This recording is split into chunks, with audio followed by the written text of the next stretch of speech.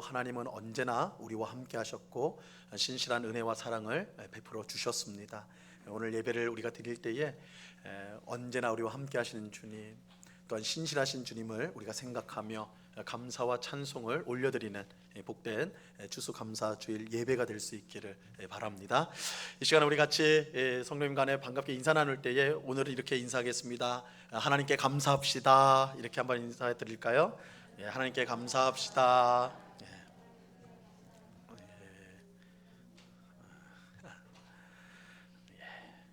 인상 쓰면서 하나님께 감사합시다 하면 꼭 협박하는 것 같아서 안 좋거든요.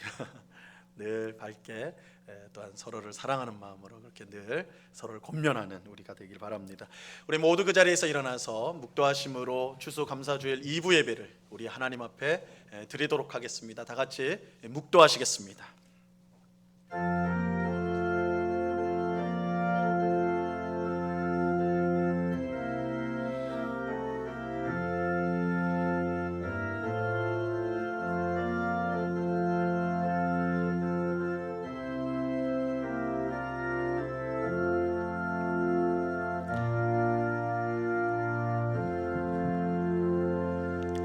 여호와께 감사하라. 그는 선하시며 그 인자하심이 영원하미로다.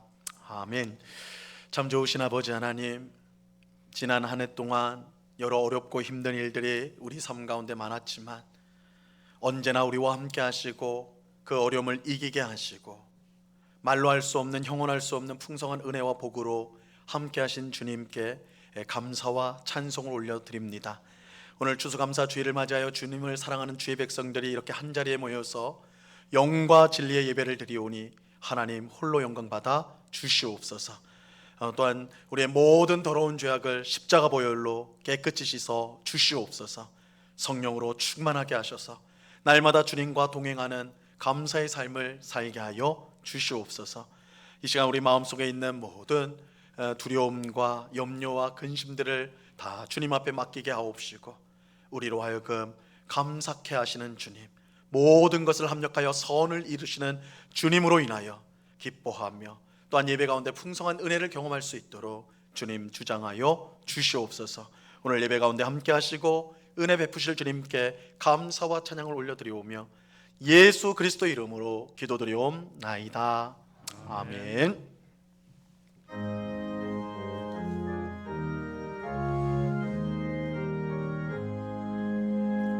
만복의 근원 하나님, 온 백성 찬송 드리고 저 천사여 찬송하세. 찬송 성부 성자 성령.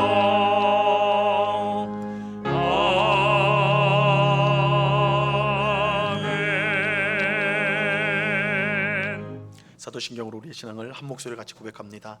전능하사 천지를 만드신 하나님 아버지를 내가 믿사오며 그 외아들 우리 주 예수 그리스도를 믿사오니 이는 성령으로 잉태하사 동정녀 마리아에게 나시고 본디오 빌라도에게 고난을 받으사 십자가에 못 박혀 죽으시고 장사한 지 사흘 만에 죽은 자 가운데서 다시 살아나시며 하늘에 오르사 전능하신 하나님 우편에 앉아 계시다가 저리로서 산자와 죽은 자를 심판하러 오시리라.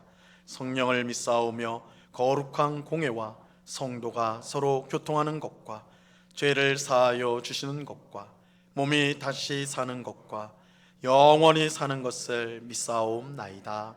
아멘. 우리 모두 그 자리에 앉도록 하겠습니다. 우리 찬송가 뒤에 있는 교독문 105번 감사절에 관한 말씀을 교독하도록 하겠습니다. 교독문 105번 감사절에 관한 말씀입니다.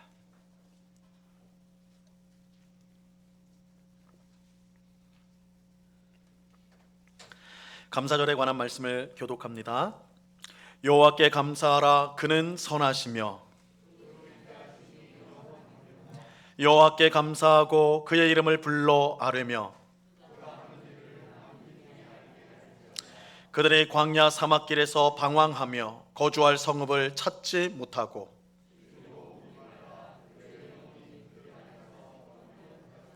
이에 그들이 근심 중에 여호와께 부르짖음에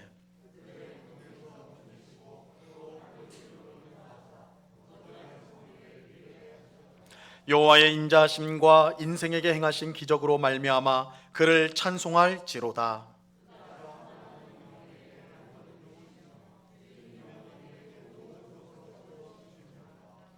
아멘.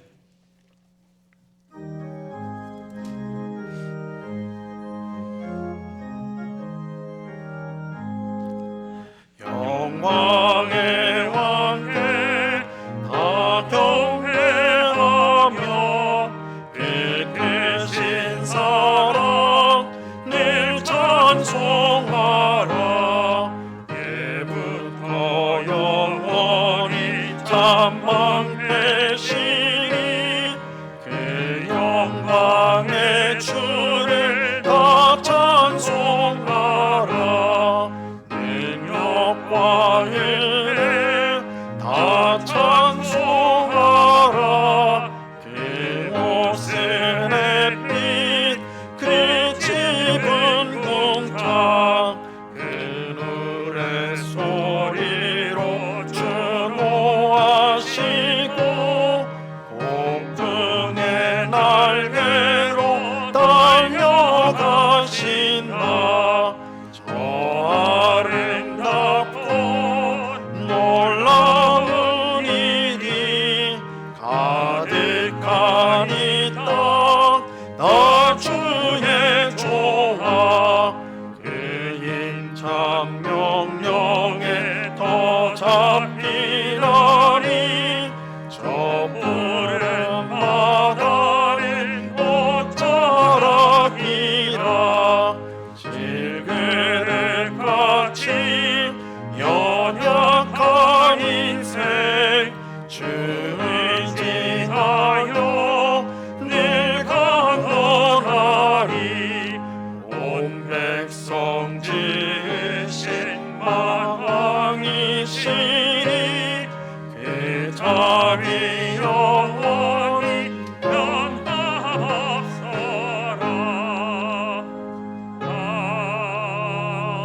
아멘.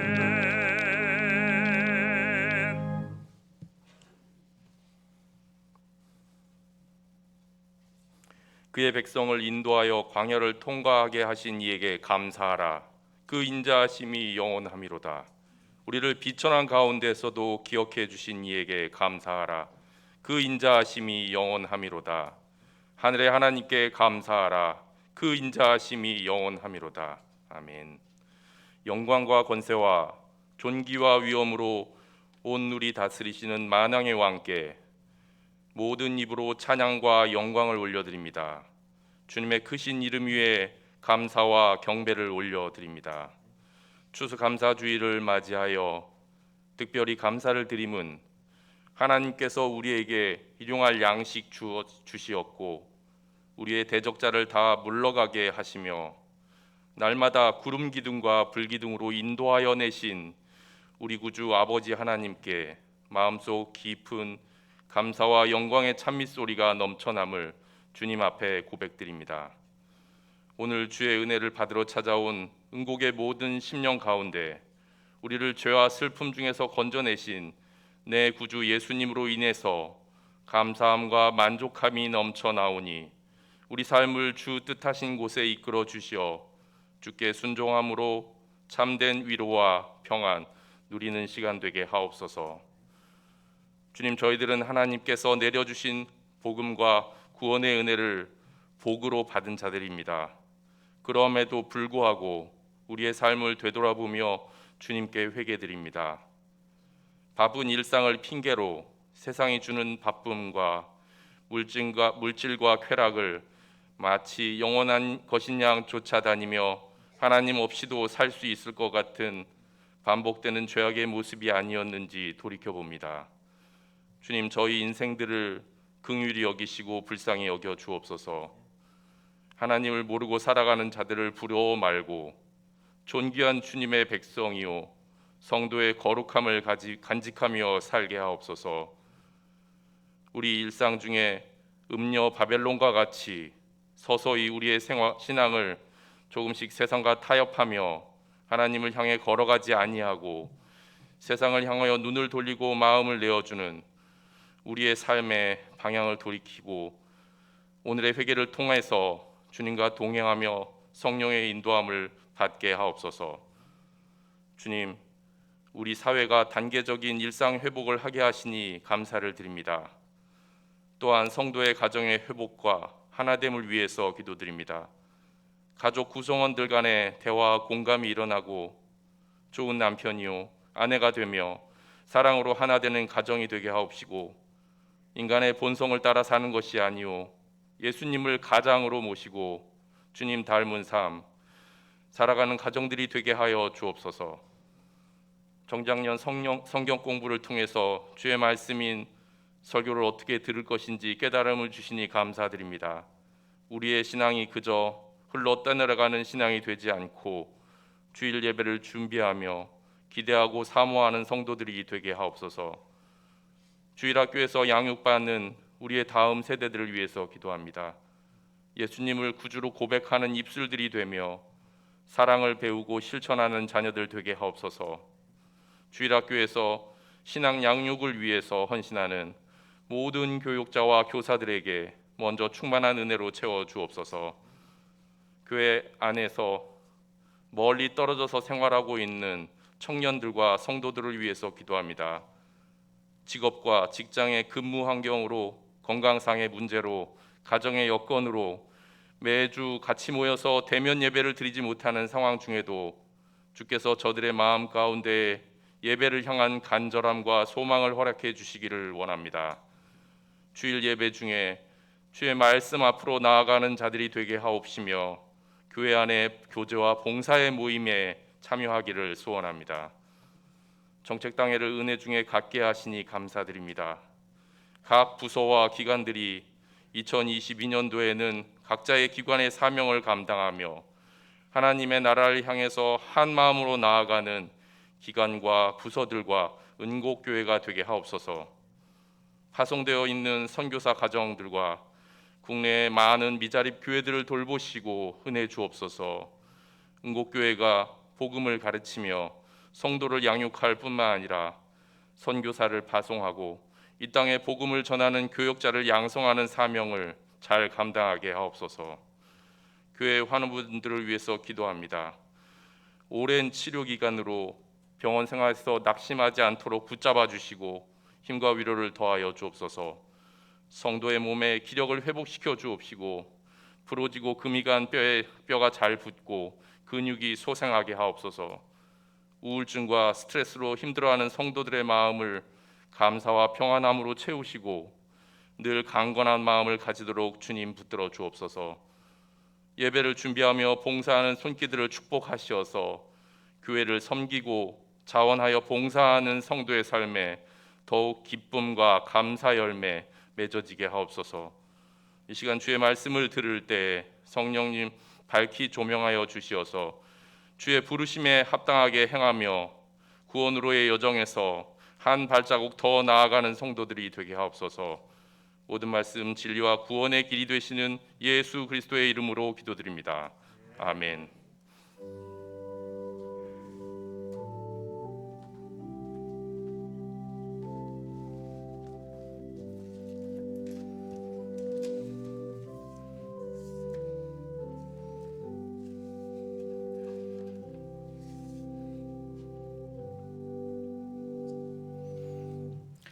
하나님 말씀을 다 같이 보도록 하겠습니다. 신약성경 에베소서 1장 4절로 6절까지의 말씀을 우리가 다 같이 보도록 하겠습니다. 에베소서 1장 4절로 6절까지의 말씀입니다.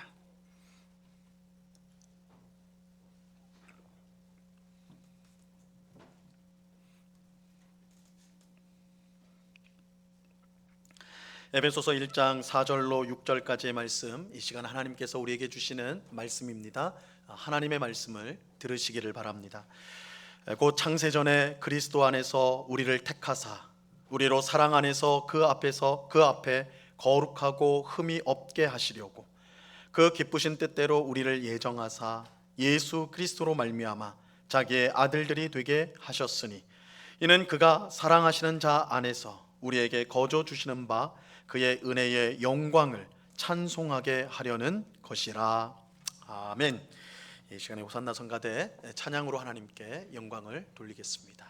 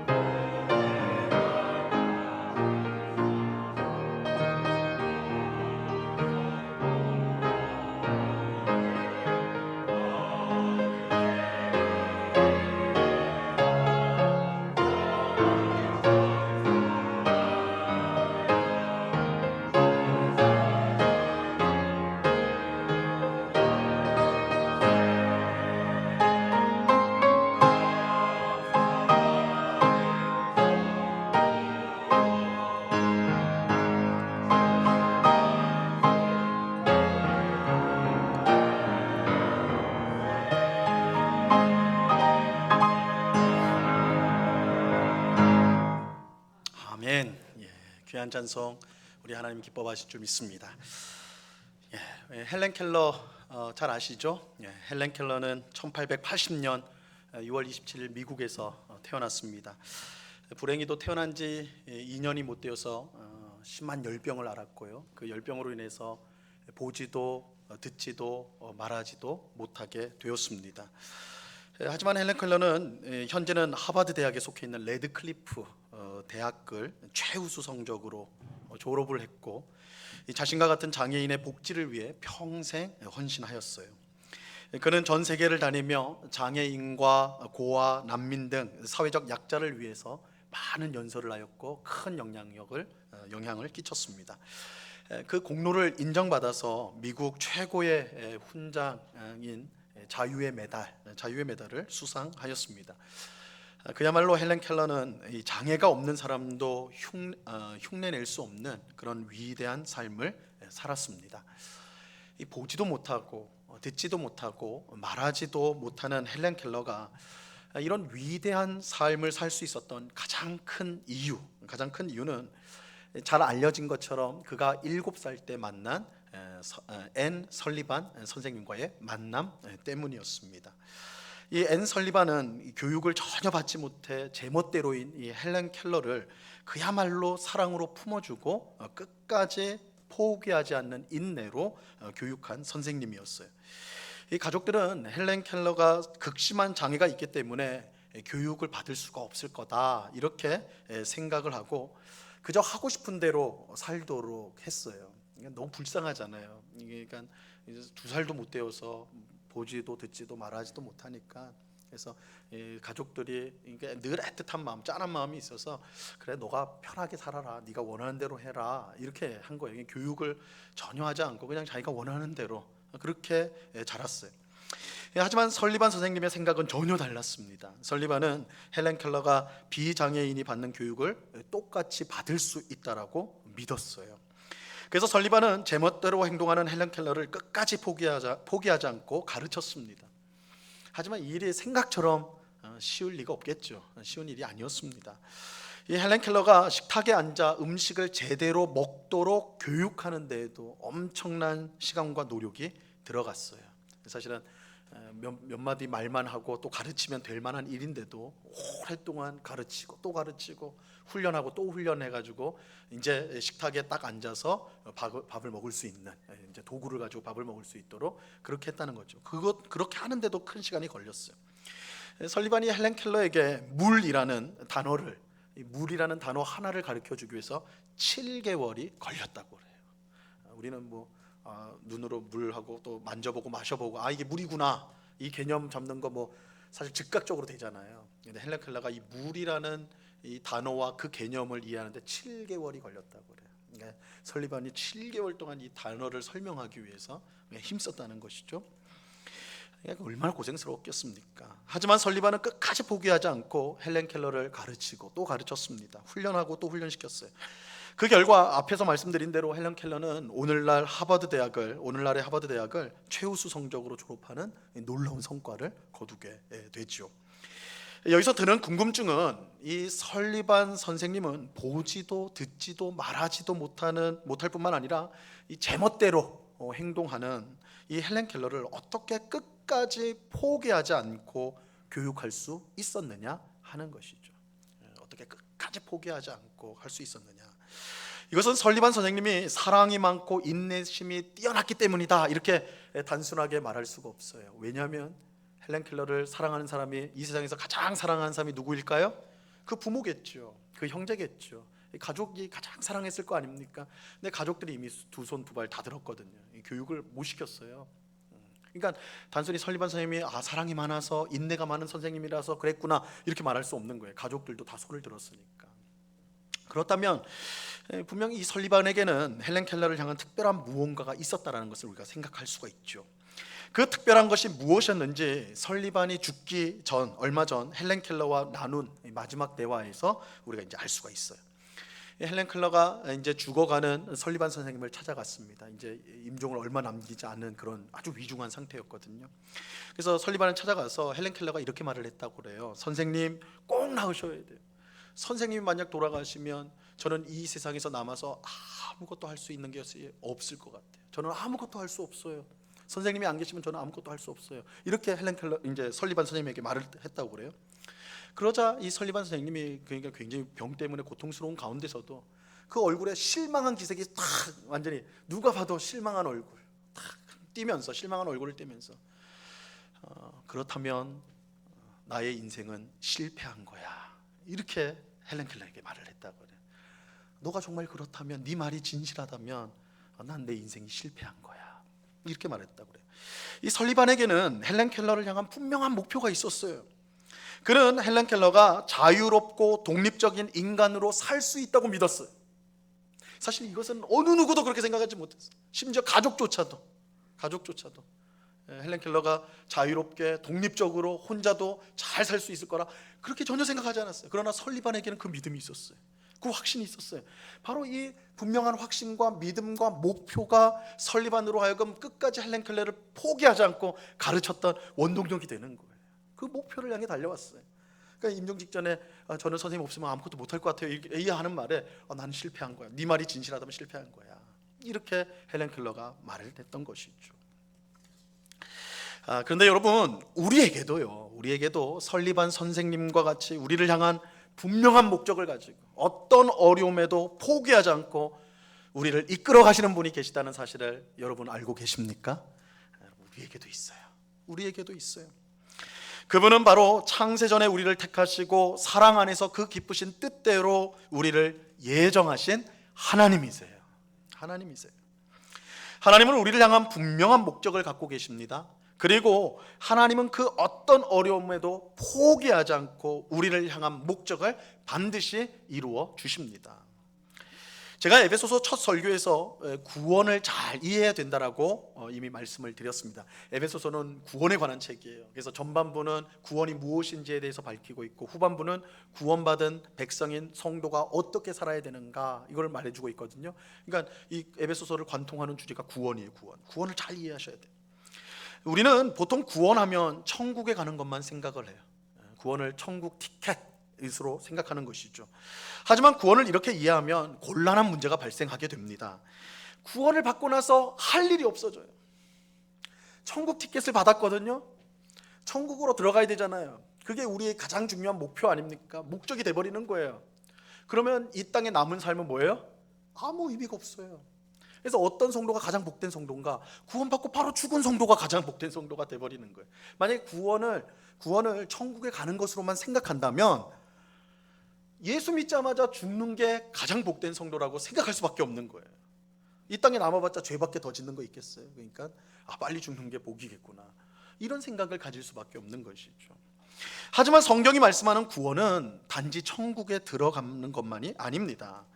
천국에 들어가는 것만큼 중요한 것이 있어요. 그것은 우리가 하나님의 사람답게, 하나님의 자녀답게 되는 것이에요. 하나님의 사람답게 되는 것, 하나님의 백성답게, 사람답게 되는 것, 그게 중요해요. 구원은 우리를 하나님의 사람으로 만드는 것입니다. 이것은 이 천국에 가는 것과 밀접하게 연결되어 있어요. 여러분, 어떤 사람이 천국에 어울릴까요? 이거 한번 생각해 보셨어요? 천국과 어울리는 사람은 어떤 사람일까? 우리는 그냥 천국에 들어간다는 생각만 했지 천국에 어울리는 사람은 어떤 사람일까? 내가 천국에 어울리는 사람인가? 이런 생각 별로 안 해보셨을 거예요. 그죠? 여러분, 눈에 보이지 않는 하나님보다 눈에 보이는 이 세상을 더 사랑하는 사람, 하나님의 말씀에 순종하는 것보다 자기의 뜻대로 살고자 하는 그 사람이 천국과 어울립니까? 잘 안 어울리겠죠. 만약에 그런 사람이 천국에 들어가면 천국은 정말 복되고 기쁜 곳이 될까요? 지옥처럼 느껴질지도 모르겠어요. 어떤 성도님이 그래요. 농담 반 진담 반으로, 목사님 천국에 가면 예배만 드린다면요, 굉장히 걱정스러운 얼굴로, 천국에 가면 맨날 예배만 드린다면요, 맨날 찬양만 한다면요, 좋아서 말씀하는 게 아니라 뭔가 어두워요. 그런 곳에서 어떻게 사나. 천국과 안 어울리는 거예요. 그죠? 천국과 안 어울리는 거예요. 여러분, 우리가 그 생각을 해봐야 돼요. 그러니까 구원이라는 것은 이렇게 생각할 수 있어요. 우리를 하나님의 사람으로 만들어서 천국에 들어가는 것이다.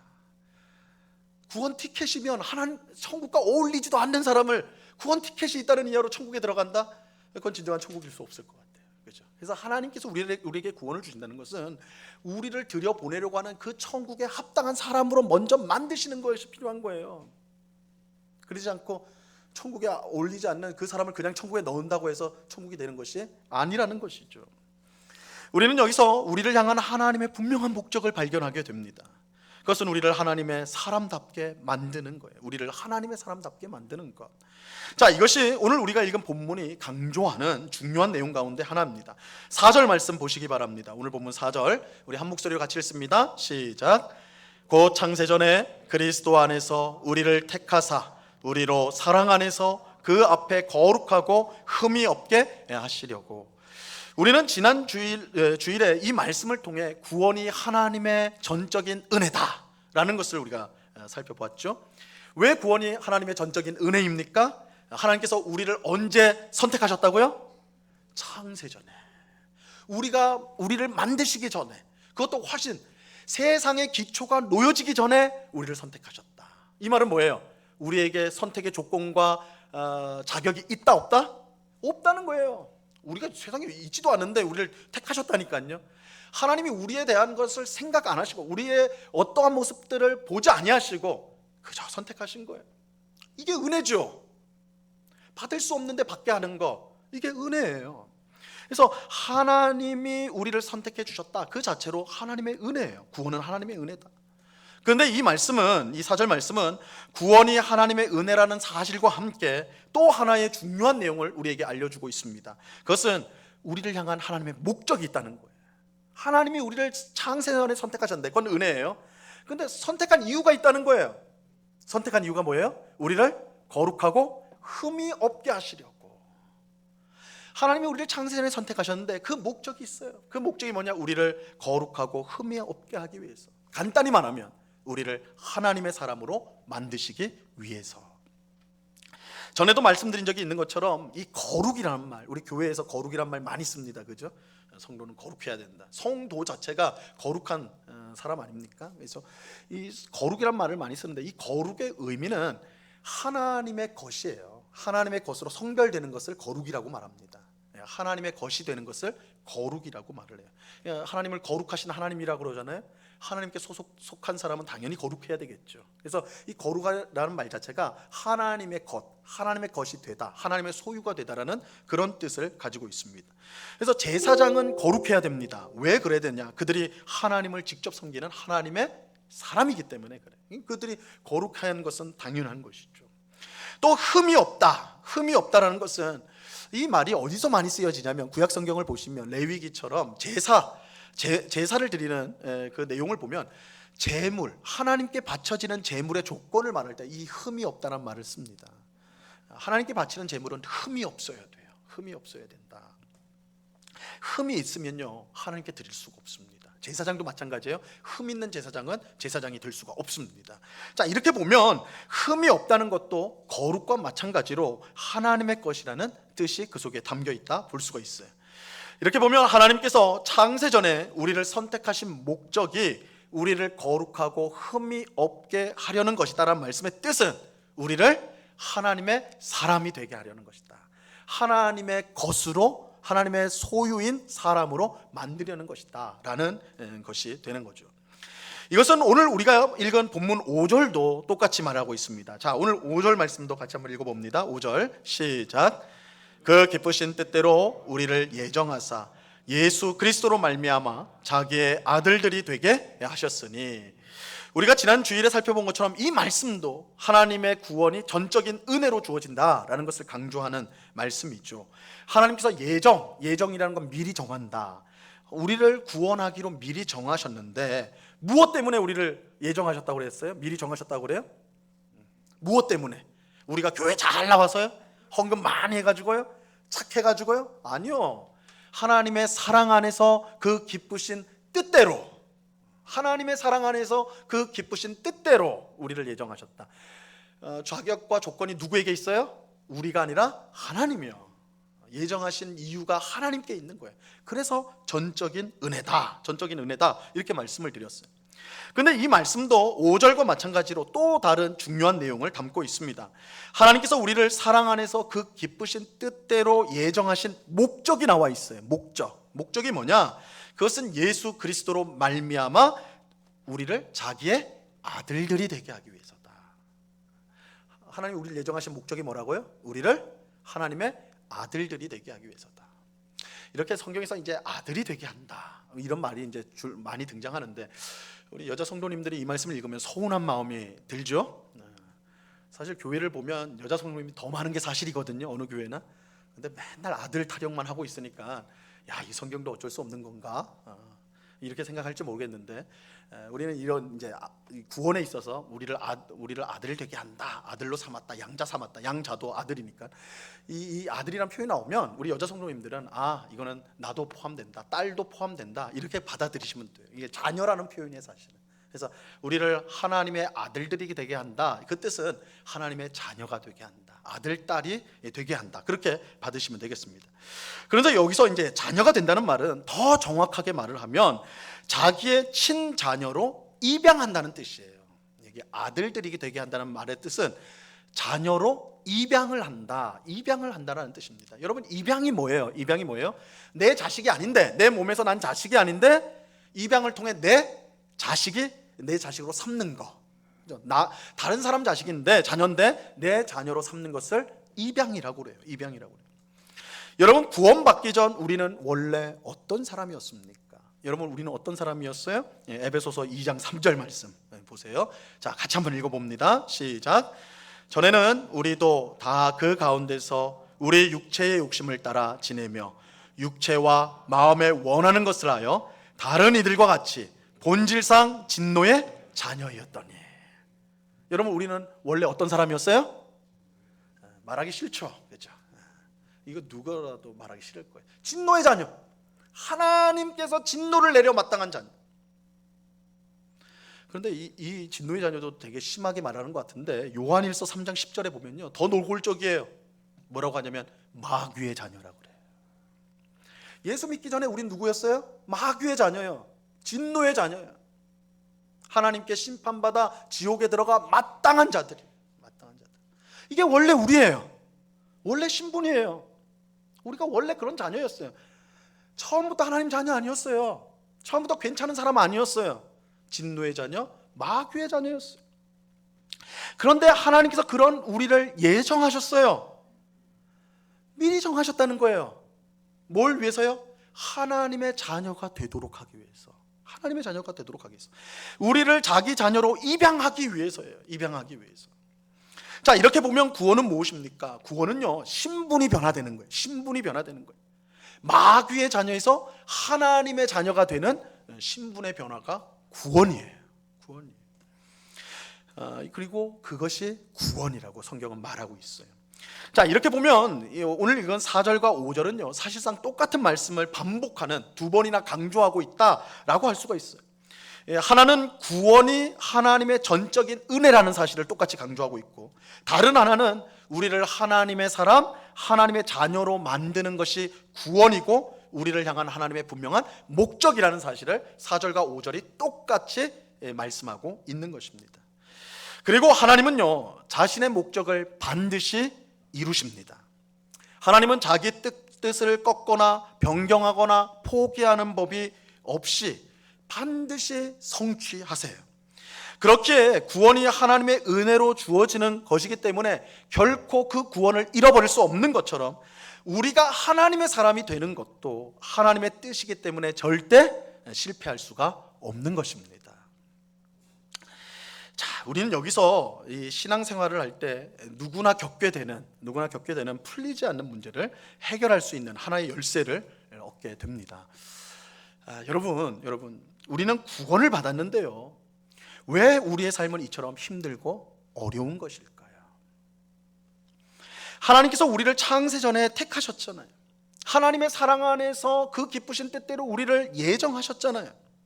그런데 왜 우리 인생은 이처럼 고달프고 고난의 연속일까요?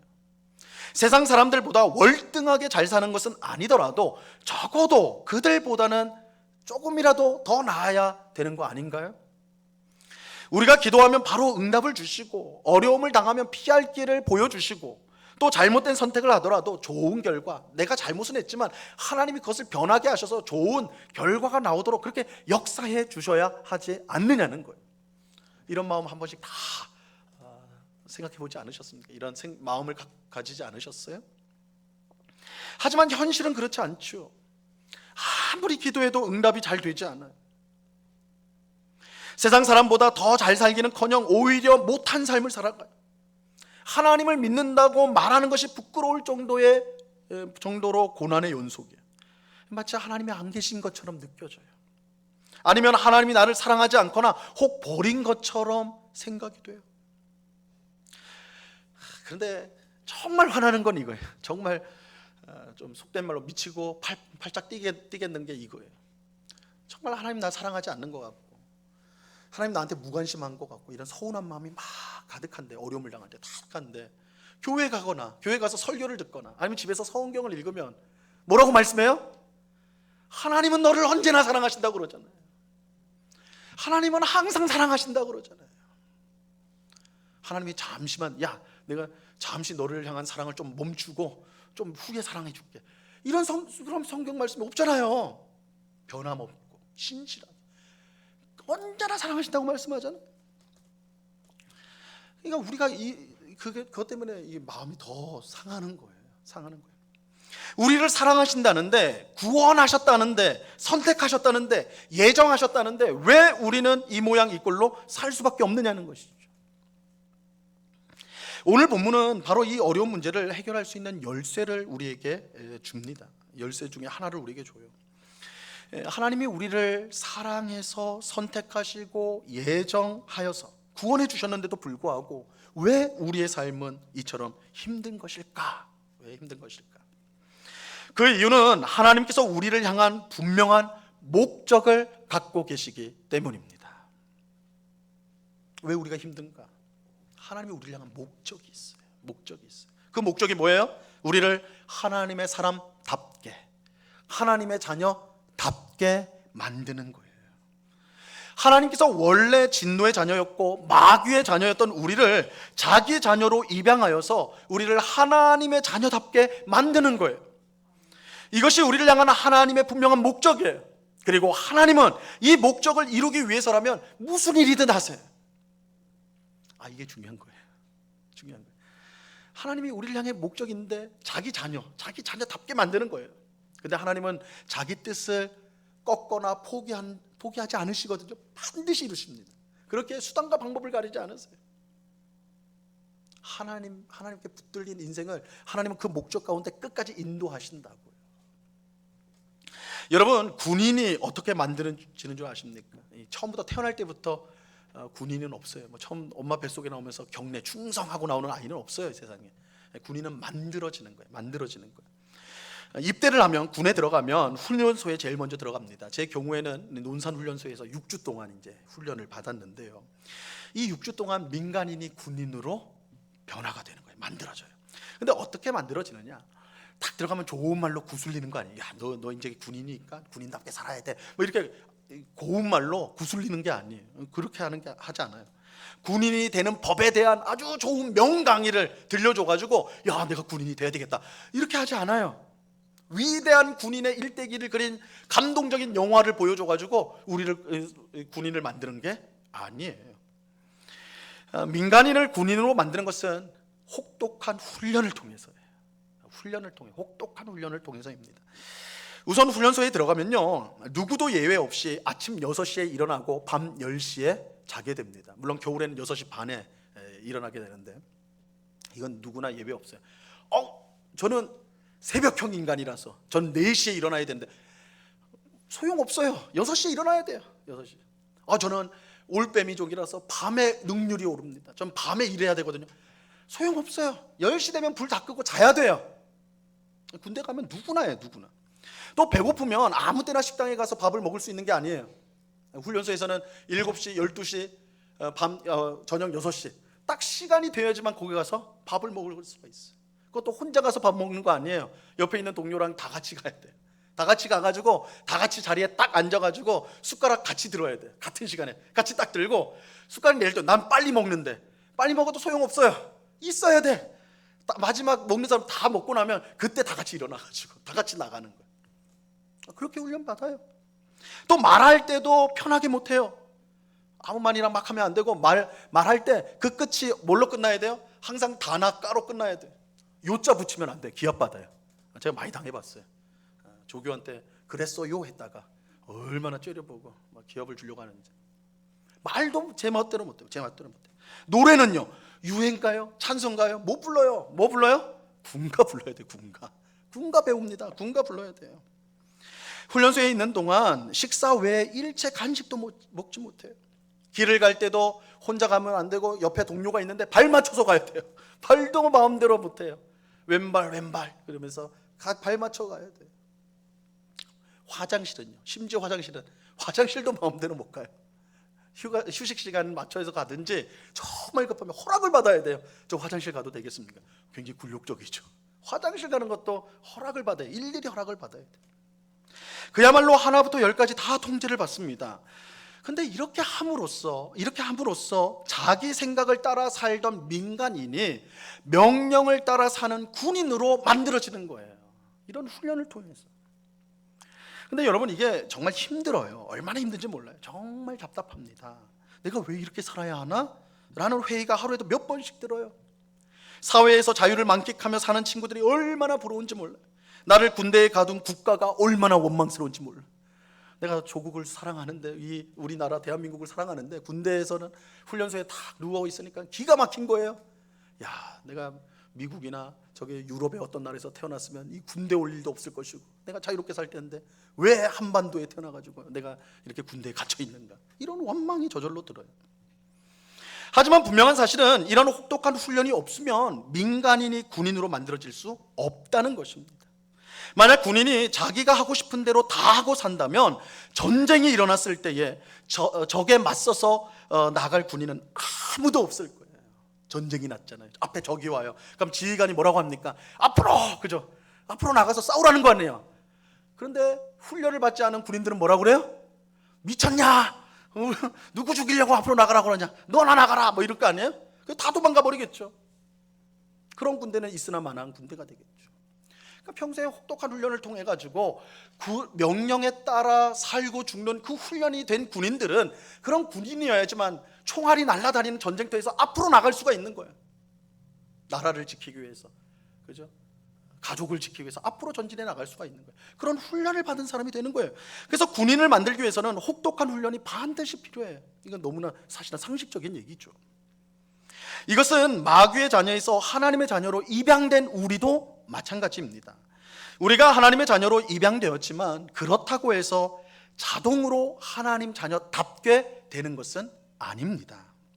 민간인이 군인이 되기 위해서 혹독한 훈련이 필요하듯이 마귀의 자녀가 하나님의 자녀가 되기 위해서도 혹독한 훈련이 필요합니다. 혹독한 훈련이 필요해요. 자, 우리는 이러한 사실을 구약 성경에서 가장 중요한 구원 사건인 출애굽 사건을 통해 확인할 수가 있어요. 하나님께서 애굽에서 종살이하던 이스라엘 백성들을 구원하셨습니다. 그런데 곧바로 약속의 땅인 가나안으로 데리고 가지 않았어요. 우리식으로 하면 우리에게 구원을 주시고 천국으로 바로 데려가지 않았다는 거예요.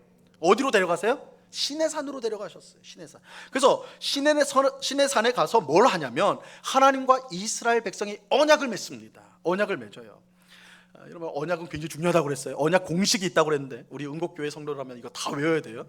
제가 나중에 하여튼 검사 한번 해볼 겁니다. 언약의 내용이 뭐예요? 나는 너희의 하나님이 되고 너희는 내 백성이 되리라. 이게 언약 공식이에요. 여러분 구약 성경, 신약 성경도 마찬가지지만 보시면 곳곳에 이게 등장해요. 이 문구가, 이게 언약 문구거든요. 이게 굉장히 중요한 내용입니다. 나는 너희의 하나님이 되고 나는 너희의 백성이 되리라. 이것을 오늘 에베소서 말씀으로 다시 번역을 해버리면 뭐예요? 나는 너희를 입양하여서 내 자녀로 삼을 것이다. 삼는다. 이게 언약이에요. 언약. 나는 너희의 부모가 되고 너희는 내 자녀가 될 것이다. 이게 언약이에요. 언약. 자, 하나님께서 시내산에서 이스라엘 백성을 입양하셔서 자기 자녀로 삼으셨어요. 그리고 하나님께서 이스라엘 백성에게 주신 선물이 있습니다. 선물 두 가지 말할 수 있는데, 십계명으로 대표되는 율법과 이스라엘 백성 가운데 하나님께서 머무시는 집, 공간인 성막. 그래서 율법과 성막을 선물로 주세요. 율법과 성막을 주신 가장 중요한 목적은 하나님의 자녀로 입양한 이스라엘 백성을 자녀답게 만드는 데 있어요. 여러분, 율법이 무엇입니까? 하나님의 자녀가 어떻게 살아야 할지를 가르쳐주는 계명이에요. 율법의 원래 성격은 하나님 자녀가 사는 법을 알려준 게 율법이에요. 율법. 그래서 율법을 통해 하나님의 백성이 이렇게 살아야 되는구나. 그래서 율법대로 사는 삶이 뭐예요? 거룩한 삶이에요. 하나님 백성의 사는 삶이기 때문에. 그리고 성막이 무엇입니까? 성막은 하나님의 자녀가 아버지 하나님을 만나는 곳이에요. 만나는 곳. 그러니까 자녀로서 아버지를 만나는 거야. 성막이에요, 성막. 이 두 가지 선물을 주셨어요. 그런데 하나님은 이 두 가지만이 아니라 또 다른 선물을 하나 더 주셨는데, 이것은 우리 대부분이 알지 못하는 선물이에요. 대부분이 알지 못하는 선물. 그 선물이 뭐냐? 그것은 40년의 광야 생활입니다. 40년의 광야 생활이에요. 여러분, 이스라엘 백성의 40년 광야 생활이 이스라엘 백성을 하나님 자녀로 만들기 위한 하나님의 선물이었다라고 혹시 생각해 보신 적 있으세요? 아마 없을 거예요. 광야 40년을 하나님의 선물이라 그렇게 생각해 본 성도님들 거의 없을 것입니다. 왜냐하면 누가 봐도 이 40년의 광야 생활은 하나님의 징계처럼 보이기 때문입니다. 이 광야에서 40년 사는 게 어떻게 선물일 수 있냐? 그거 징계 아니냐? 하나님의 징계 아니냐? 실제로 성경은 이 40년의 광야 생활이 하나님께서 주신 징계라고 말씀해요. 이스라엘 백성이 40년의 광야 생활을 하게 된 직접적인 원인은 그들의 불순종에 있습니다. 그들은 그 가나안 땅을 정탐하고 온 정탐꾼들의 보고를 듣고 나서 뭔 결정을 내냐면, 우린 가나안 땅 안 들어가, 이걸 결정해요. 하나님은 지금 가나안 땅으로 집어넣으려고 하는데 이스라엘 백성은, 하나님, 우린 거부하겠습니다, 우린 다시 돌아가겠습니다, 이렇게 해버린다고요. 왜냐하면 정탐꾼들이 보고를 하는데, 가나안 땅은 너무 좋은 땅이지만 이미 그 땅에는 가나안 민족들이, 엄청난 강력한 민족들이 있어가지고 우리가 들어가면 우리는 떼죽음 당한다, 우린 다 죽는다, 이렇게 보고를 했거든요. 그러니까 이스라엘 백성들이 하나님의 말씀, 그 땅을 너에게 주리라 라는 말씀보다 정탐꾼의 말을 더 들었던 거예요. 그래서 우리 못 들어갑니다, 하나님 앞에 거부 의사를 낸 거예요. 그래서 하나님이 징계를 내리시죠. 40년의 광야 생활을 하게 하시는 거예요. 하지만 성경은 이 40년의 광야 생활이 하나님의 징계이지만 동시에 이스라엘 백성을 하나님 자녀답게 만드는 선물이었다라고 말씀을 해요. 이게 기가 막힌 거예요. 징계를 주셨지만 그 안에 하나님의 오묘한 섭리 가운데 그것이 선물이 되도록 하세요. 그 징계가 선물이 되도록 하시는 역사를 일으키세요. 자, 신명기 8장 2절로 6절 말씀인데요. 이 말씀 굉장히 중요한 말씀인데 한번 잘 한번 들어보세요. 좀 길지만 잘 한번 들어보시기 바랍니다. 내 하나님 여호와께서 이 40년 동안에 내게 광야길을 걷게 하신 것을 기억하라. 이는 너를 낮추시며 너를 시험하사 내 마음이 어떠한지 그 명령을 지키는지 지키지 않는지 알려 하심이라. 너를 낮추시며 너를 줄이게 하시며 또 너도 알지 못하며 내 조상들도 알지 못하던 만나를 내게 먹이신 것은 사람이 떡으로만 사는 것이 아니요 여호와의 입에서 나오는 모든 말씀으로 사는 줄을 내가 알게 하려 하심이니라. 이 40년 동안에 내 의복이 헤어지지 아니하였고 내 발이 부르트지 아니하였느니라. 너는 사람이 그 아들을 징계함 같이 내 하나님 여호와께서 너를 징계하시는 줄 마음에 생각하고 내 하나님 여호와의 명령을 지켜 그의 길을 따라가며 그를 경외할지니라. 하나님께서 뭐라고 말씀하세요? 징계, 분명히 아들을 징계함 같이 징계한다, 징계라고 말씀하면서도 동시에 뭐라고 하냐면, 이 광야에 들어가게 하신 이유의 목적을 뭐라고 하냐면, 사람이 뭘로 사는 것이 아니라, 떡으로만 사는 것이 아니라 뭘로 살아요? 하나님의 입에서 나오는 모든 말씀으로 살 것입니다. 이 말이 뭐예요? 하나님의 사람은, 하나님의 백성은 하나님이 먹이신다, 하나님이 살게 하신다. 그걸 어디서 훈련시켜요? 광야예요. 광야는 먹을 게 없거든요. 그거 먹을 거 없는 것은 하나님 만나를 주시잖아요. 매일 새벽마다 만나 주셨어요. 이 만나를 40년 동안 매일 아침 먹으면서 이스라엘 백성들이 생각하는 건 뭐예요? 하나님이 우리를 살게 하시는구나. 하나님이 우리를 살게 하시는구나. 그러니까 이 광야 40년은 분명히 불순종에 대한 징계이지만 그 이면에 뭐예요? 하나님의 자녀답게 만드는 하나님의 선물이 바로 이 40년의 기간이었다는 거예요. 여러분, 이스라엘 백성의 40년 광야 생활은 단지 하나님이 화가 나서 준 벌이 아니에요. 여기에는 이스라엘 백성을 자기 자녀로 입양하신 아버지 하나님의 깊은 뜻이 담겨 있어요. 하나님께서 이스라엘 백성을 애굽 땅에서 구원한 분명한 목적이 있죠. 그것은 그들을 입양하여 자기의 자녀로 삼는 것입니다. 그런데 하나님은 이스라엘의 이름을 그냥 호적에만 올리기를 원치 않으셨어요. 형식적인 자녀로 삼기를 원치 않으셨다는 거예요. 호적에도 이름을 올리지만 진짜 내 자녀로 삼고자 하는 것이 하나님의 목적이에요. 하나님의 본심이었단 말이에요. 하지만 그렇게 하기 위해서는 먼저 뭐가 이루어져야 되냐면, 이스라엘 백성에게 덕지덕지 붙어있는 죄와 세상의 때가 벗겨져야 하는 거예요. 눈에 보이지 않는 하나님보다 눈에 보이는 세상을 먼저 찾고 하나님의 말씀보다 세상의 말에 귀를 더 기울이고 하나님의 나라보다 이 세상의 부귀 영화를 더 사랑하는 그 죄와 세상의 때를 먼저 벗겨내야 진정한 하나님의 자녀가 될 수 있어요. 하지만 이 죄와 세상의 때를 벗겨내는 것은 말처럼 쉬운 게 아니에요. 설득으로 되는 거 아니에요. 좋은 말을 한다고 되는 거 아니에요. 구슬른다고 되는 게 아니란 말이에요. 이것은 사람의 본성을 바꾸는 것과 같아요. 그래서 하나님이 하신 특단의 조치가 뭐예요? 40년의 광야 생활이에요. 40년의 광야 생활. 여러분, 광야는 사람이 스스로의 힘으로 살 수 없는 곳이에요. 아무것도 없어요. 모든 것이 부족해요. 모든 것이 부족해요. 스스로. 그러니까 거기에 가면요, 부자도 소용없어요. 광야에는 부자도 소용없어요. 가난한 사람도 소용없어요. 잘 배운 사람도 소용없어요. 못 배운 사람도 소용없어요. 다 소용없어요. 인간의 조건이 영향을 끼치지 못하는 곳이 광야란 말이에요. 광야에서 사는 길은 단 하나예요. 하나님이에요. 하나님이 살려주셔야 살 수 있는 곳이 광야예요. 광야. 그래서 하나님께서 이런 광야, 아무것도 없는 광야, 그러니까 광야는 우리에게는 고난의 장소예요. 불평과 원망의 장소, 슬픔의 장소지만, 그러나 하나님이 보실 때는 우리를 하나님의 자녀로 만드시기에 가장 최적화가 된 장소가 광야란 말이에요. 광야. 그래서 하나님께서 이 광야 40년 동안 이스라엘 백성들을 광야에 있게 하심으로 그들로 하여금 하나님만 바라볼 수 있도록 그렇게 철저히 훈련시켰어요. 하나님이 아니면 살 수 없다는 사실을 분명하게 깨닫도록 만드셨던 것입니다. 여러분, 하나님을 믿는 우리에게 왜 이렇게 많은 고난이 주어지는 것일까요? 하나님은 왜 우리의 간절한 기도에 오랫동안 침묵하시는 것일까요? 하나님은 왜 우리를 낙원이 아닌 광야에 계속 두시는 걸까요? 하나님이 우리를 미워하기 때문이 아니에요. 하나님이 무책임하거나 또한 우리를 잊어버렸기 때문은 더더욱 아니에요. 여러분, 하나님은 언제나 우리를 사랑하세요. 성경은 언제나 우리를 사랑하신다고 말씀하세요. 언제나 사랑하세요. 혹 육신의 부모는 우리를 잊을지라도 하나님은 우리를 잊지 않으세요. 하나님 우리 버리지 않으세요.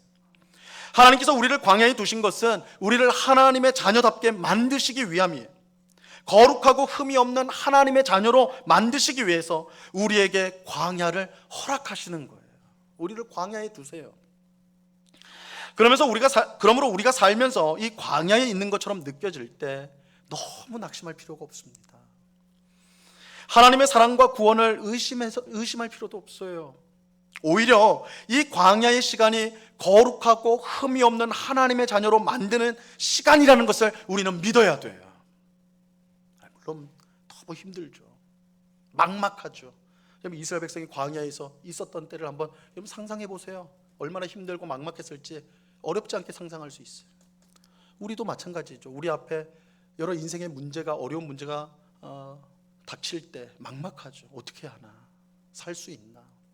어떻게 해야 되나? 내일은 어떻게 하나? 막막한 거예요. 막막한 거예요. 근데 그럼에도 불구하고 그 속에서 우리가 기억해야 돼요. 믿음을 발휘해야 돼요. 그렇지. 하나님이 우리를 또 광야로 넣으시는구나. 근데 이 광야는 우리를 망하게 하는 것이 아니라 우리를 하나님의 자녀로 빚으시는 곳이다. 이 믿음을 발휘하셔야 돼요. 이 믿음을 발휘하셔야 돼요. 하나님의 자녀로 입양되는 것은요, 순간이지만, 그래서 우리는 벌써 하나님의 자녀예요. 그러나 하나님의 자녀답게 변화되는 것은 평생이에요. 여러분, 이것을 기억하셔야 돼요. 하나님의 자녀가 되는 건 순간이죠. 예수 그리스도를 믿음으로 구원을 받는 건 순간이에요. 그러나 착각하지 마세요. 그걸로 하나님 자녀가 된 게 아닙니다. 하나님 자녀답게 된 건 우리 평생이 걸려요. 그렇기 때문에 우리 평생 광야가 떠나지 않아요. 광야에 들어가고 한 광야를 지나치면 또 다른 광야가 나타나기도 있어요. 그리고 또 가면 또 광야가 나타나기도 있어요. 여러분, 하나님께서 귀히 쓰임 받았던 성도 중에요, 이 광야를 통과하지 않은 사람은 한 명도 없어요. 우리가 이 광야에 있을 때, 우리가 고난을 당할 때 착각하기 쉬운 게 이거예요. 왜 나만? 항상 고난을 당하면 나만 고통당하는 것 같아. 내 옆에 있는 성도는 잘 사는 것 같은데, 옆에 있는 성도는 기도 응답을 맨날 받는 것 같은데 나만 응답이 안 되고, 나만 어려움이 계속되고, 그죠? 나만 그렇게 생각되기 쉬운데 아니에요. 그거 착각이에요. 역사상 존재했던 모든 하나님의 신실한, 하나님께 귀하게 쓰임받았던 성도들은요, 다 광야를 지나쳤습니다. 그것도 평생을 통해 광야를 지나쳤어요. 이 광야는 선택이 아닌 필수예요. 하나님의 자녀에게는. 이 사실을 분명히 기억해야 돼요. 그렇게 광야는 분명 우리에게 선물이며 복이 되는 거예요. 하나님은 우리를 향한 분명한 목적을 갖고 계십니다. 우리를 거룩하고 흠없는 하나님의 자녀로 만드는 것입니다. 이 목적을 이루실 때까지 하나님은 포기하지 않고 끝까지 일하실 것입니다. 하나님은 이 목적을 위해 기꺼이 우리에게 아픔과 슬픔과 고난이 가득 찬 광야를 주실 것입니다.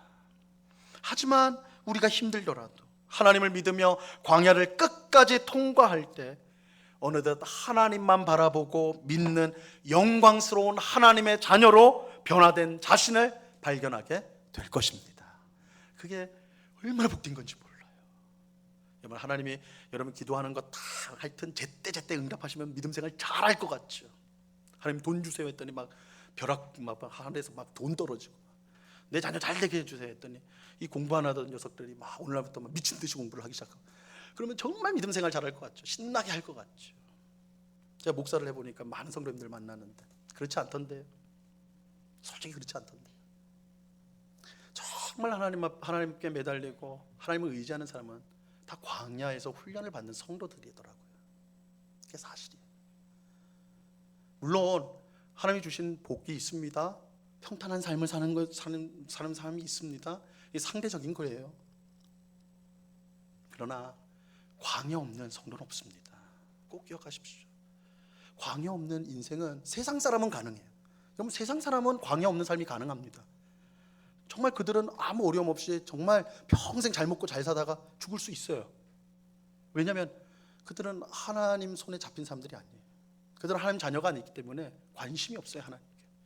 근데 여러분이 하나님의 자녀고 하나님의 구원받은 백성이라면 하나님은 여러분 절대 놓지 않으세요. 그래, 그 목적을 반드시 이루세요. 하나님 고집 세시거든요. 반드시 이루세요. 하나님 기준에 합당한 자녀로 만드시고 마세요. 광야는 그 하나님의 수단이에요. 방법이에요. 그러니까 하나님의 선물이에요. 하나님의 사랑의 표현일 수도 있어요. 과격하게 말하면. 그래서 결국 우리를 하나님만 의지하는 사람으로 만드시고야 말아요. 성숙한 믿음의 성도로 만드시고 말아요. 광야를 통해 우리 인격을 다듬으세요. 우리의 이기심을 다듬으세요. 우리의 완악함을 부드럽게 만드세요. 광야 아니면 불가능해요. 하나님의 선물이에요. 여러분, 왜 나만 이렇게 힘드냐고요? 왜 우리 가정은 이렇게 힘드냐고요? 물론 다른 이유도 있을 수는 있을지 몰라요. 그러나 하나님 믿는 우리에게는 이것을 기억하셔야 돼요. 반드시 기억하셔야 돼요. 그런 고난이 왔습니까? 광야로 들어갔습니까? 아, 하나님이 우리를 하나님의 자녀답게 만드시는 과정이구나. 100%예요. 우리를 만드시는 과정이에요. 혹 내가 잘못해서 광야에 들어갈 수도 있어요. 불순종해가지고. 이스라엘 백성이 그랬죠. 근데 그래도 우리가 잘못해서 들어간 광야라도 하나님은 그 광야에서 자신의 뜻을 이루세요. 우리를 빚으신단 말이에요. 그러므로 여러분, 우리가 광야에 들어갔을 때요, 원망하니라 불평하니라 하나님과 싸우니라 시간을 낭비하셔서는 안 됩니다. 하나님의 뜻을 알아야 되죠. 이 광야를 통해서 하나님 나를 하나님의 자녀로 만드신다는 것을 기억하면서 이 광야를 잘 지나갈 수 있도록 인내를 구하십시오. 믿음을 구하세요. 이 광야를 통해 하나님의 자녀의 아름다운 모습으로 변화될 것을 기대하면서 그렇게 되게 해달라고 간구하세요. 그러면 이 광야는 우리에게 정말 하나님의 선물과 복이 되는 것입니다. 여러분, 오늘 추수 감사주일입니다. 특별히 한 해를 우리가 이제 되돌아보며 하나님이 주시는 은혜와 복을 감사하는 날인데, 어떤 성도님들은 감사할 게 도저히 생각 안 나는 분도 계실 거예요. 너무 어려움이 커서. 또 이 예배 시간에 나온 성도님 중에는 지금 광야 한복판에 있는 성도님도 계실 거예요. 어쩔 줄 몰라는 원망과 불평과 그런 것들이 마음에 가득한 분도 혹 계실지 모르겠어요. 근데 꼭 기억하세요. 하나님 여러분 사랑하지 않아서 광야가 있는 게 아니에요. 하나님 여러분을 버려서가 아니에요. 거꾸로예요. 하나님 너무 사랑하셔서 그래요.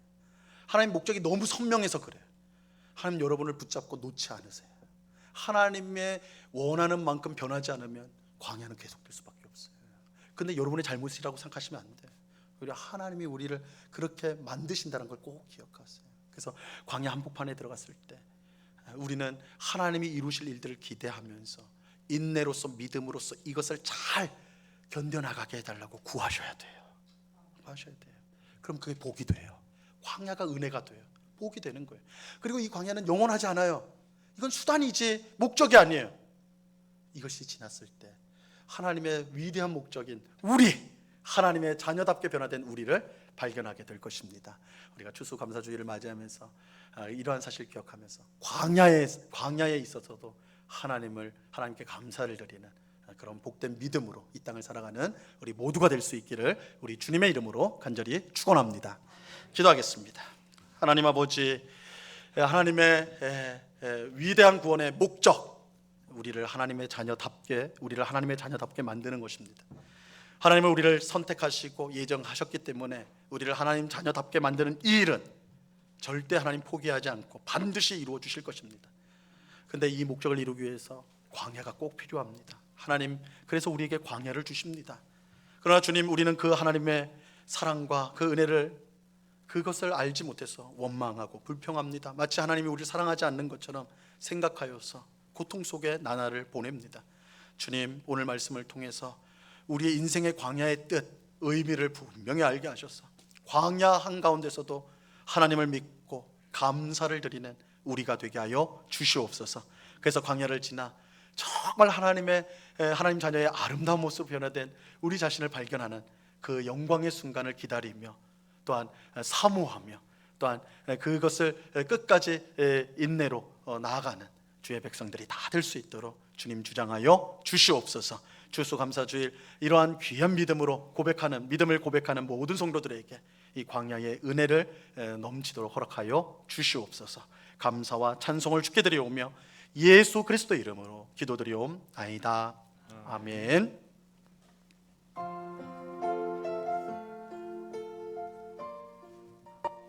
장명하사 천지를 만드신 아버지를 내가 믿사오며 그 아들 우리 주 예수 그리스도를 믿사오니 이는 성령으로 잉태하사 동정녀 마리아에게 나시고 본디오 빌라도에게 고난을 받으사 십자가에 못 박혀 죽으시고 장사한 지 사흘 만에 죽은 자 가운데서 다시 살아나시며 하늘에 오르사 전능하신 하나님 우편에 앉아 계시다가 저리로서 산자와 죽은 자를 심판하러 오시리라. 성령을 믿사오며 거룩한 공회와 성도가 서로 교통하는 것과 죄를 사하여 주시는 것 몸이 다시 사는 것과 나 영원히 사는 것을 믿사옵나이다. 아멘. 아멘. 나 아멘. 아멘.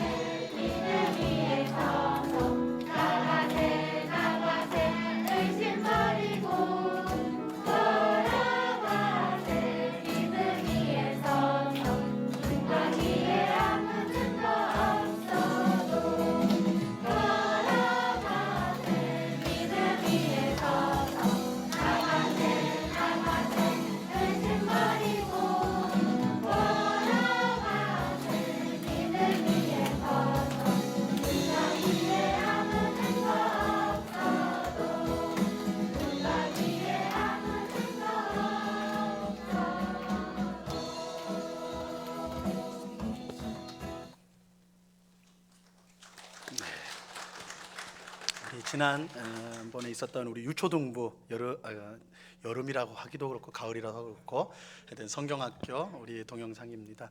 우리 뒤에 찬송은 우리 유초등부 아이들이 직접 찬송한 것이고, 그 뒤에 음악 이제 반주는 우리 중고등부 우리 학생들이 이렇게 이제 여러 악기들을 달란트를 사용해 가지고 이렇게 한 것입니다.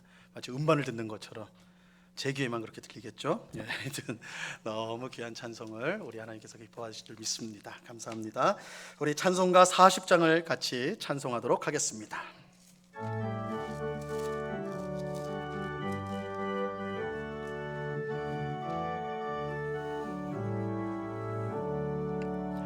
찬송으로 보답할 수 없는 큰 사랑, 주님께 영광 할렐루야. 형제 자매 모두 함께 모여 찬송해, 주님께 영광 할렐루야.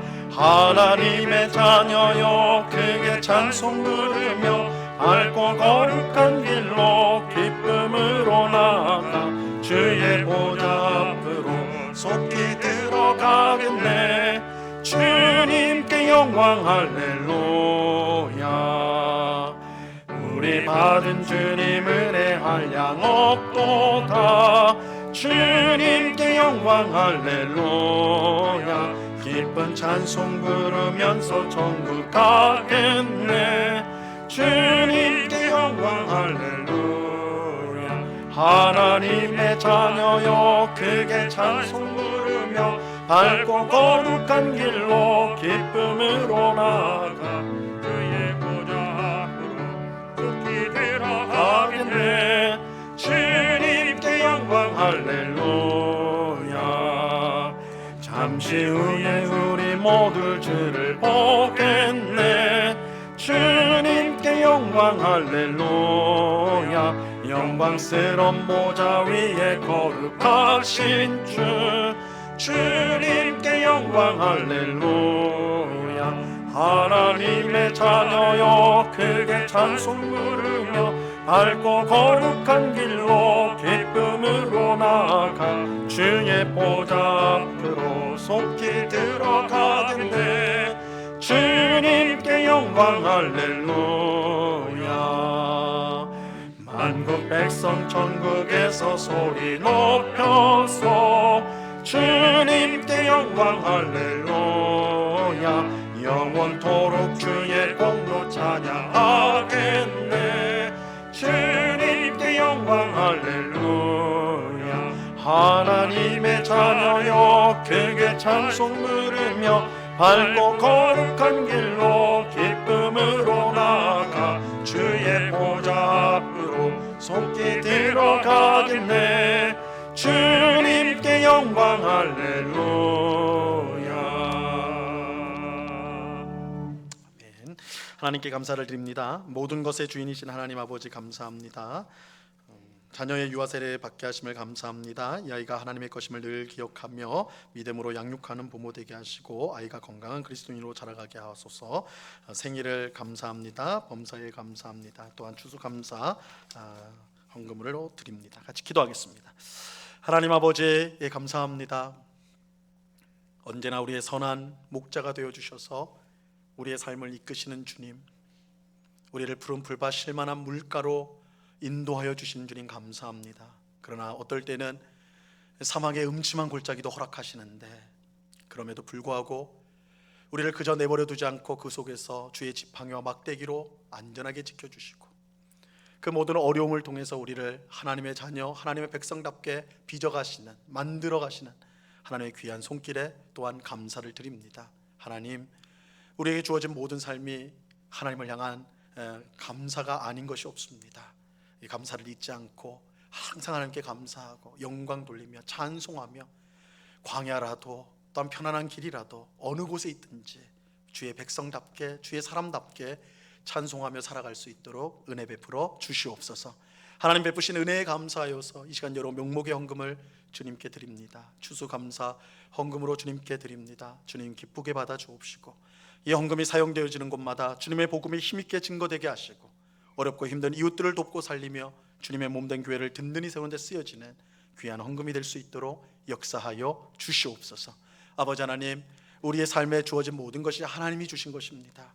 우리는 청지기입니다. 주인 노릇하려고 하지 않고 청지기로서 정말 하나님을 위해서, 이웃을 위해서 잘 사용할 줄 아는, 그래서 우리 하나님을 기쁘시게 하는 삶을 살아갈 수 있도록 저희들을 도와 주옵소서. 우리의 나눔과 우리의 섬김이 더욱더 풍성하여서 정말 우리 하나님에게 영광을 돌리는 복된 응곡교회 모든 성도들 될 수 있도록 우리를 늘 인도하여 주시옵소서. 귀한 은혜 주시는 주님께 감사와 찬양을 올려드리오며 예수 그리스도 이름으로 기도드리옵나이다. 아멘. 예, 교회 소식을 전하도록 하겠습니다. 주보 마지막 면을 모두 봐주시길 바랍니다. 우리 대면 예배에 관한 내용들 보시고요. 세 번째, 오늘은 추수감사주일입니다. 한 해 동안 지켜주신 하나님의 은혜를 깊이 생각하고 감사드리는 복된 날이 되기를 바랍니다. 우리 앞에 강단에 보시면 너무 예쁘게 잘 우리 과일과 야채 등으로 장식이 되어 있습니다. 우리 헌물해 주신 우리 성도님들, 또 우리 구역에서도 많이 이제 우리 성도님들 참여해서 구역에서도 많이 헌물을 같이 해주셨습니다. 진심으로 감사를 드리고요. 어제 귀한 시간 내주셔서 우리 권사님들 여러분이 오셔서 이게 수고를 많이 해주셨습니다. 이렇게 장식해 주신 우리 또 성도님들께도 감사를 드립니다. 이 앞에 이제 헌물하신 것들은 우리 성도와 또한 우리 주변 이웃에게 어려움, 우리의 사랑에 나눔이 필요한 분들에게 잘 전달하도록 그렇게 하겠습니다. 또 우리 오늘 추수감사주일인데 빈손으로 가면 아쉽잖아요. 밥도 안 주는데, 그래서 오늘 교회에서 떡을 준비했습니다. 교회에서 떡을 준비한 맛있는 떡을 준비하였습니다. 그래서 나가시면서 떡 하나씩 반드시 하나씩 꼭 받아가 주시기 바라고요. 떡은 절대 교회 안에서 드시면 안 됩니다. 그래서 좀 배고프시더라도 교회 안에서 받자마자 뜯으시면 안 되고 돌아가시면서 댁에서 그렇게 맛있게 드실 수 있기를 바랍니다. 주일학교 교사를 모집하고 있습니다. 유치부, 유초등부, 중고등부 우리 다음 세대를 위해 헌신하기 위한 원하는 우리 성도님 꼭 이제 많이 지원해 주셔서 우리 교육부가 잘 든든히 설 수 있도록. 우리가 추수감사주일인데 우리가 드리는 열매 중에 하나가 우리 자녀들일 것 같아요, 그죠? 그래서 우리가 이제 영상도 특별히 봤는데 이 자녀들을 잘 양육하기 위한 교사가 꼭 필요합니다. 많이 지원해 주시기 바랍니다. 총회, 모든 기관 및 부서에서는 총회를 11월 안으로 해주시고 그 결과를 사무실로 알려주시기 바랍니다. 온라인 예배 헌금 안내 참고해 주시고요. 헌옷 수집을 교회에서 하고 있습니다. 우리 다음 주일까지만 합니다. 기억해 주시고 내주시기 바랍니다. 응급가족 소식을 알려드립니다. 우리 하숙 집사님 지난주 월요일 날 수술을 했는데, 우리 하숙 집사님이 작년 6월 초에 큰 교통사고를 당했습니다. 그래서 무릎 쪽에 이제 특히 이제 크게 당해서 수술을 했는데 철심을 박아가지고 오랫동안 있다가 이제 지난주 월요일 날 그 철심을 제거하는 수술을 받게 됐어요. 근데 이것도 굉장히 큰 수술이라서 한 3개월간 입원 치료를 받아야 됩니다. 그래서 거의 2년, 이제 1년 반 이상 가까이 이렇게 이제 좀 어려움을 당하고 있습니다. 우리 잘 회복할 수 있도록, 속히 잘 회복이 되어서 건강한 몸으로 우리가 함께 만나서 예배할 수 있는 날이 오도록 그렇게 기도해 주시기를 부탁을 드립니다. 모임 광고를 드립니다. 우리 바울의 총회가 다음 주일 2부 예배 후에 친교실에서 있게 됩니다. 우리 바울의 회원들은 꼭 기억해 주시고 참석해 주시기를 바랍니다. 예, 우리 모두 그 자리에서 일어나서 찬송가 171장 1절을 같이 찬양하도록 하겠습니다.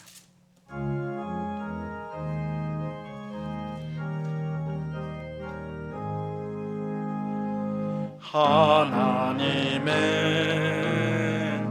독생자 예수 날 위하여 오시었네. 내 모든 죄 사시려고 십자가 지셨으나 다시 사셨네. 살아계신 주 나의 참된 소망, 두려움이 사라지네. 사랑의 주 내 갈 길은 노하니 내 모든 삶의 기쁨 늘 충만하네. 지금은 우리 주 예수 그리스도의 은혜와 아버지 하나님의 극진하신 사랑과 성령 하나님의 교통하심과 충만케 하심과 늘 동행하심이 우리를 하나님의 사람, 하나님의 자녀답게 만드시기 위해 인생의 광야를 허락하신다는 사실을 분명히 알고 광야 속에서 믿음으로 인내로 이겨내며 그래서 더욱더 하나님의 사람으로 성숙되어 변화되어져 가기를 그 마음에 사모하고 다짐하는 주의 사랑하시는 모든 성도들의 심령 위에 그 가정 위에 그 일터 위에 주님의 몸된 교회 위에 이제로부터 영원토록 함께하기를 간절히 축원하옵나이다. 아멘.